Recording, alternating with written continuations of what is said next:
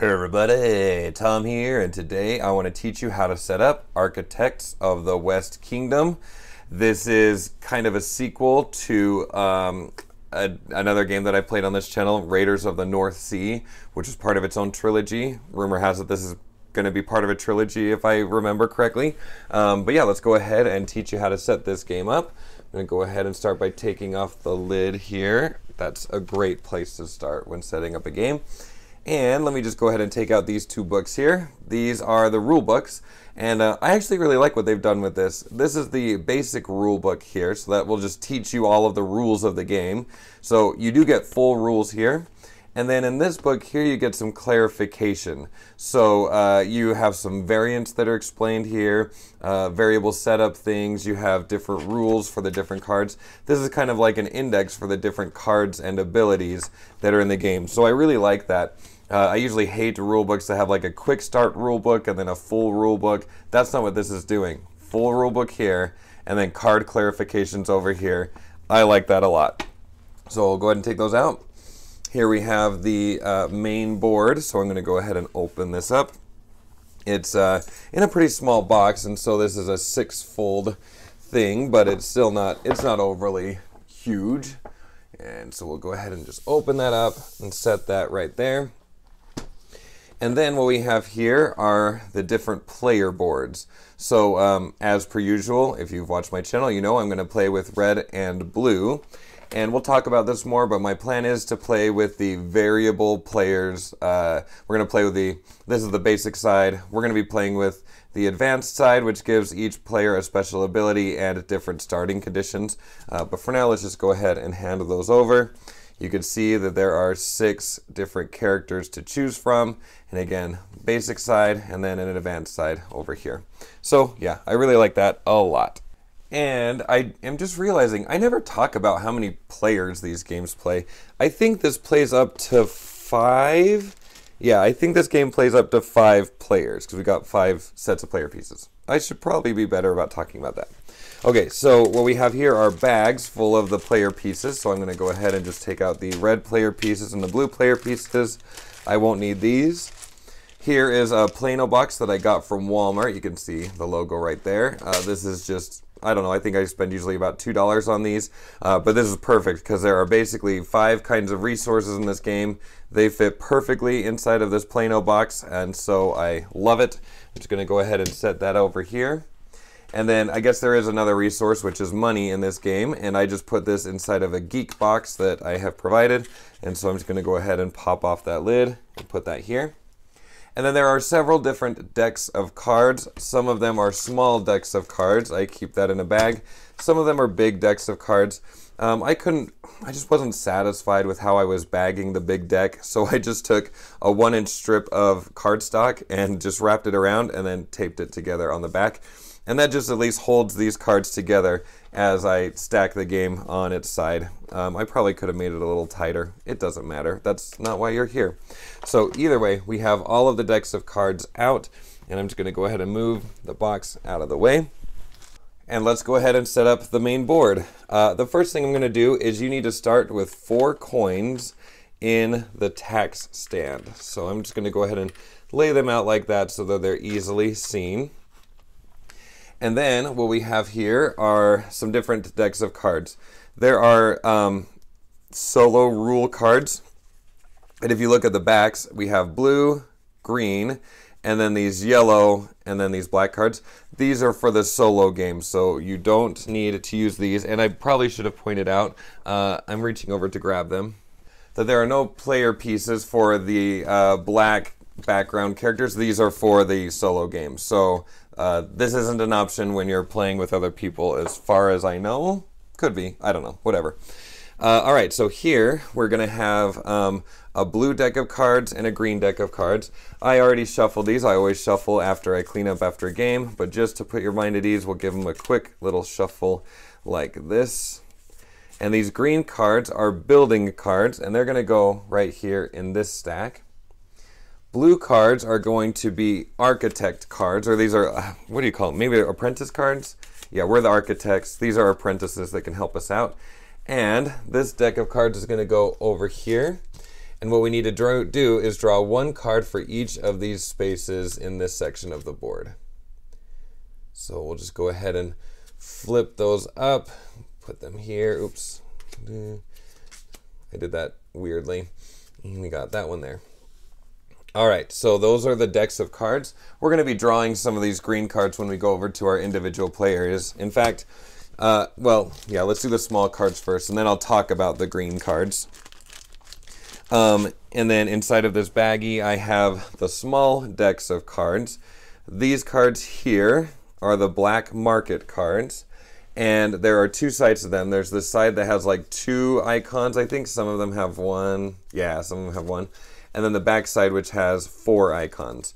You want to give these a quick shuffle, and then you're going to keep them small numbers, so 1 or 2 icons. You're going to keep them face up down there, and so that's where those go.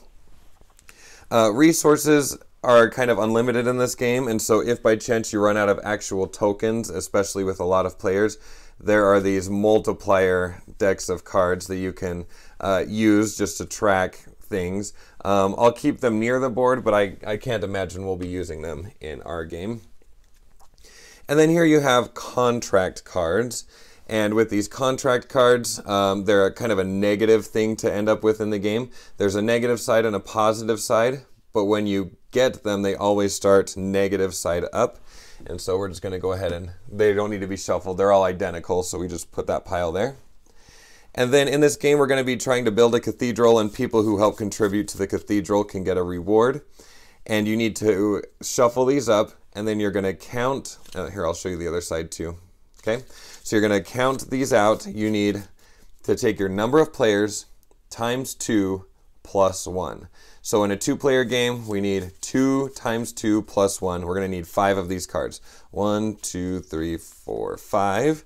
We're going to put them right here on the board, and then all of the rest of these go in the box. They will not be used in this game. Okay, so we're going to be setting up our individual play areas, but before that, let's talk about these green cards. So these green cards are buildings that we're going to be getting and hopefully building throughout the game because we are architects.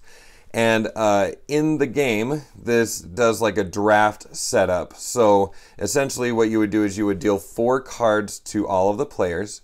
Everybody looks at the 4 cards. They would keep 1 and pass the other 3. And then you would do that 3 times so that you would pick 3 cards that you're going to hold on to. It's really awkward for me to draft in these kinds of videos to like try to hold cards from myself. And so rather than drafting until I have 3 cards, I'm just going to go ahead and deal each of my characters 3 cards. And that's probably exactly what I would do if I was teaching this to a set of new players, is I would just hand out 3 cards rather than drafting them. I love drafting, but where you're drafting at the beginning of the game, it's kind of hard to know what you need. And if you're drafting with yourself, it's hard to know what you need as well. Anyway, we have the main player board almost set up. There's a few player pieces that we're going to need. So let's come over here to the blue player and figure out what she's going to need. So obviously the first thing that our blue player is going to need is blue paper to make sure that things are distinguished. And that would probably sound really stupid if we were playing on this side of the board, but this is the basic side of the board where all of the players are the exact same. They have the matching player color in the background. But for this gameplay video, like I said before, I want to play with the variable setup. So I'm going to flip this over, and so hopefully this blue player board will be helpful having that here. And so we've got these. We have our cards. We'll look at these in the gameplay video, and I'm going to center that up a little bit. Okay. And inside of this bag, we've got 20 worker meeples, and then there are like 2 scoring trackers. So we're going to go ahead and start with that. You're going to just put all of your workers right here on this part of the board, avoiding that section. And we have our 2 markers that are going to go on the main board here in just a second. So each player, I'll talk about this more in the gameplay video, obviously, but each player is going to have a player ability listed right here. This whole part is the same for everybody. This is just scoring at the end of the game. But over here, we are all going to start with different items. We're going to start differently.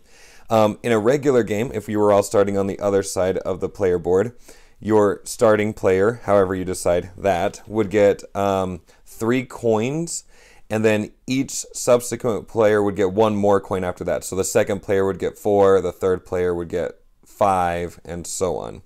But in this situation, we're just going to look here and pick up the things that it's telling us to get.